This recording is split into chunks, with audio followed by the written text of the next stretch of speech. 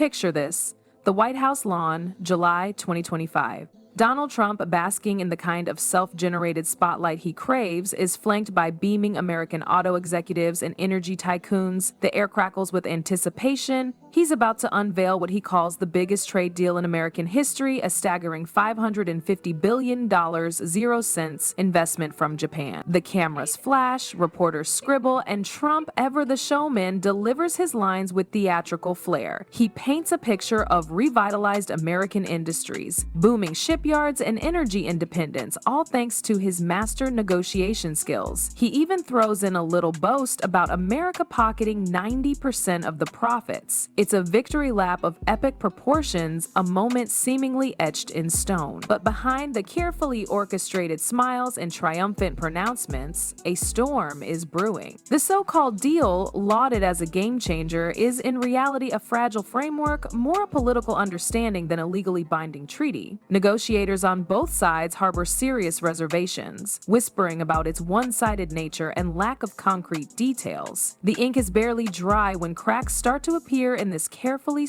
constructed facade. Across the Pacific, in the halls of Japan's Liberal Democratic Party, a fierce backlash ignites. Then Prime Minister Ishiba, who signed the agreement under immense pressure from Washington's tariff threat, sees his approval ratings plummet. He's accused of surrendering Japan's fiscal independence, of bending the knee to American demands. The Financial Times reports his support collapsing below 20%. The whispers turn into shouts, the discontent into open rebellion. Ishiba, once seen as a steady hand, becomes a symbol of weakness. He resigns, his final act deemed less diplomacy and more capitulation. Power vacuum opens, and into the fray steps Takayichi Sanai, a woman poised to shatter the glass ceiling and redefine Japan's relationship with the world. Sanai, a staunch conservative and protege of the late Shinzo Abe, seizes the moment. She campaigns on a platform of fiscal responsibility and national sovereignty, vowing to re-examine any commitments that undermine Japan's interests. The Wall Street Journal describes her rise as a conservative reset, a return to Abe's hawkish defense policies and skepticism towards Beijing, but above all, a fierce protection of Japanese autonomy. On October 4th, 2025, Takayichi Sanai is sworn in as Japan's first female prime minister. Her inaugural address sends shockwaves through Washington. With carefully chosen words, she declares that any deal jeopardizing Japan's national interest will be reviewed. That's it, no bombast, no threats, just a quiet, steely resolve that chills the optimism emanating from the White House. Commerce Secretary Howard Lutnick, the architect of Trump's trade framework, publicly insists that Japan must honor its commitments, but behind closed doors, panic sets in. Treasury officials fear that Tokyo will find a way to circumvent the agreement, rerouting the promised billions through domestic channels instead of directly to U.S. agencies. The nightmare scenario is unfolding.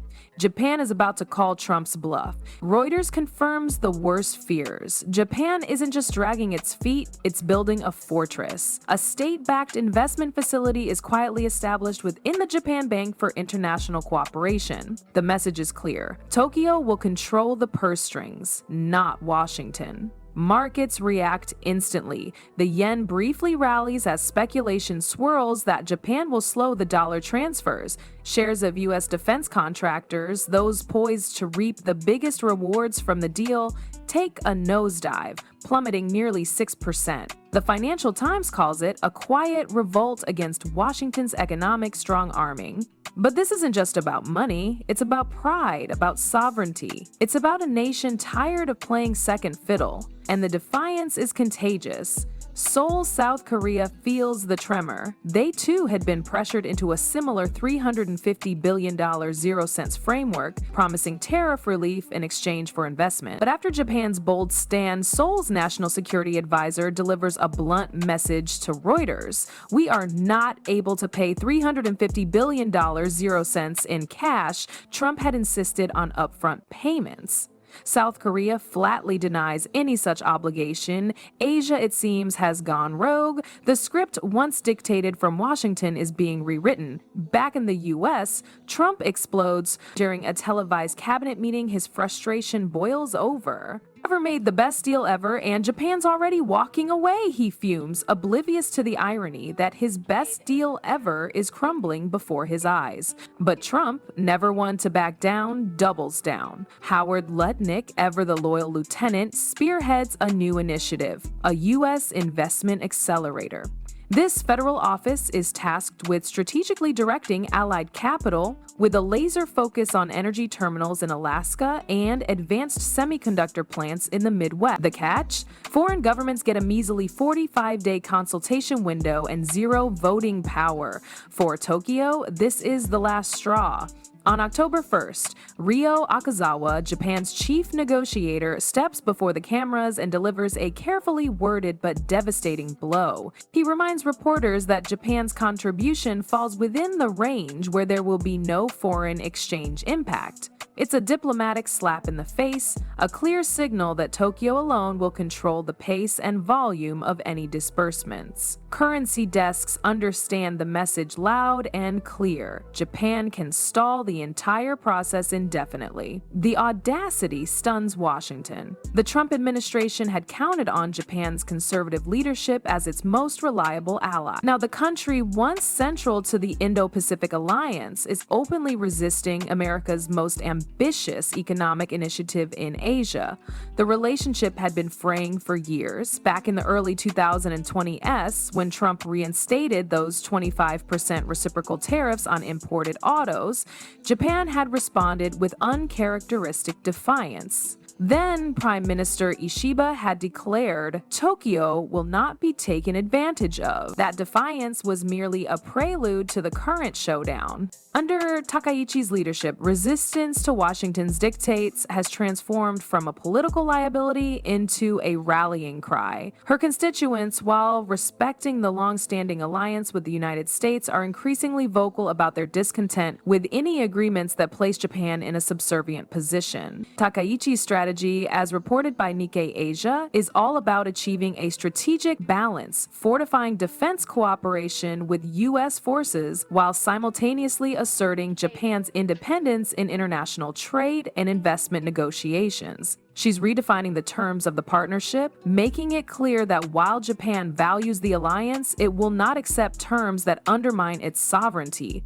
Her advisors argue that Japan's post-war role, subordinate to American power, must evolve into a genuine partnership of equals. The White House, however, remains convinced of the framework's potential. It estimates that the Japan deal could create 700,000 U.S. jobs and revitalize industries ravaged by globalization. Shipyards in Alabama and Texas promise contracts worth billions hang in the balance. Lutnick, ever the optimist, proclaims that the plan will reindustrialize America without spending a dime of taxpayer money. For Trump, it's irrefutable proof that tariffs are the ultimate economic weapon, capable of bending trade negotiations to America's will. But across the Pacific, Japanese economists see a fiscal abyss looming. A confidential report from the finance ministry, leaked to the Asahi Shimbun, paints a grim picture. The massive redirection of financial resources overseas, it warns, could cripple domestic investment, further exacerbating Japan's already precarious fiscal situation. With Japan's national debt teetering at a staggering 260% of its GDP, even seemingly symbolic financial transfers of this magnitude could trigger a bond market meltdown and send investors running for the exits. The potential repercussions on Japan's economy could reverberate across the globe, a chilling reminder of the interconnectedness of international financial systems. Corporate Japan is growing increasingly agitated. Takeshi Ninami, the CEO of Suntory and head of the influential business federation Keizai Doyukai, voices his concerns to the Financial Times. He calls Japan's agreement to full tariff exemptions a colossal blunder with potentially devastating consequences. Ninami argues that while the American trade framework might seem enticing on the surface, it's shrouded in secrecy. There's a disturbing lack of clarity regarding which projects Japan will be funding and what returns it can expect on its investments. His frustration underscores a growing unease within Tokyo's business circles. Many believe that Japan has committed to eye-popping financial figures without a coherent governance plan or any semblance of oversight.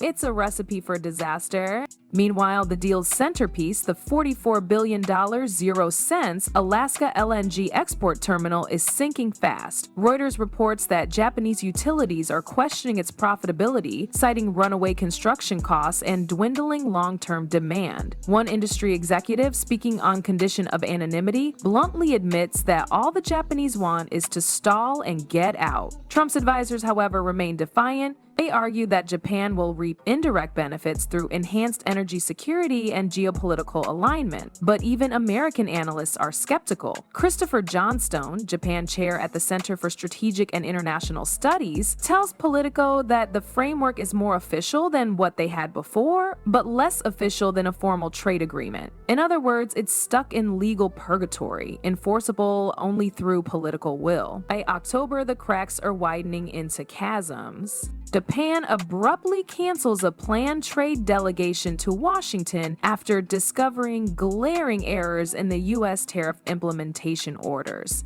Akazawa demands a corrected executive proclamation. The White House refuses. According to the Associated Press, the cancellation derails what Trump had envisioned as a triumphant victory tour across allied capitals. Across the Pacific, financial commentators are starting to ask a far more profound question. Is Washington's coercive trade model pushing allies away faster than Beijing ever could? The Wall Street Journal observes that while China extends influence through loans, Trump is experimenting with the opposite, influence through tariff intimidation. Inside Takaichi's cabinet, options are being debated with feverish intensity. Should Japan comply and face domestic fury, renegotiate and risk retaliatory tariffs, or delay indefinitely and test Trump's patience? Each path is fraught with peril. Analysts at Nomura Securities estimate that Japan could legally stretch payments over a decade without technically breaching its commitments, effectively diffusing the political pressure while keeping diplomatic channels open. Washington takes notice. Lutnick warns that delays will have consequences, hinting at the return of punitive tariffs. But the credibility of such threats is waning. The U.S. manufacturing lobby, once a vocal supporter of Trump's plan, now fears another round of trade turbulence. As one executive confesses to the Financial Times, we wanted investment, not a new Cold War with our best customer. One thing is undeniably clear.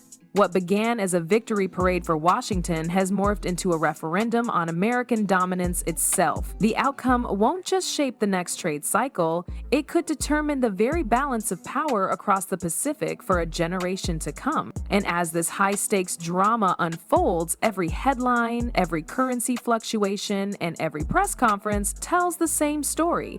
America's allies are no longer blindly following orders. They're asserting their independence, and the era of unquestioned U.S. economic supremacy may finally be drawing to a close. As the yen wobbles, the markets hold their collective breath, and diplomats scramble behind closed doors, one question hangs heavy in the air. Has Japan's quiet defiance marked the dawn of a new Asian century? A century where Washington's word is no longer law.